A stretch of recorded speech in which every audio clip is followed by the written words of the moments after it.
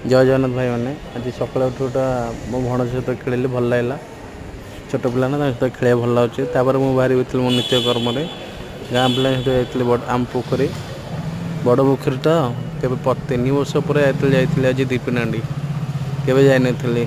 आज टे भयभूत होती नर्वस होती कारण प्रथम थर पर जाती दीपनाडी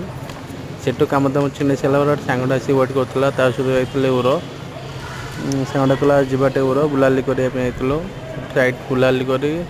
गाँ पुरी फिर गोटे अभड़ा बरा सांगड़ अभड़ा पकई जगह दर्शन कर अभड़ा ठीक टाइम बाहरी पड़ा मोला बेलू प्रभु पाखे आज भिड़ एत पूरा कहीं कौन जना नाला आज एत भिड़ था तथापि से मुंडिया मारी दर्शन है अभड़ा धरिक आलापर मु बाहरी मो गाँ को टाइम होता 3टा 4टा 3टा पकाई सेठी आइला बेलू गाँ पिला क्रिकेट खेल आरंभ कर बाहरी क्रिकेट खेल खेल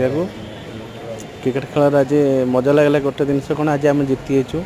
ये कैच ही मुझे जीतीचु देखो ये कैच गले देती आम जीतीचु सेठू मुझे बाहरी पुरी गोटे मीटिंग थी गोटे ऑफिस रे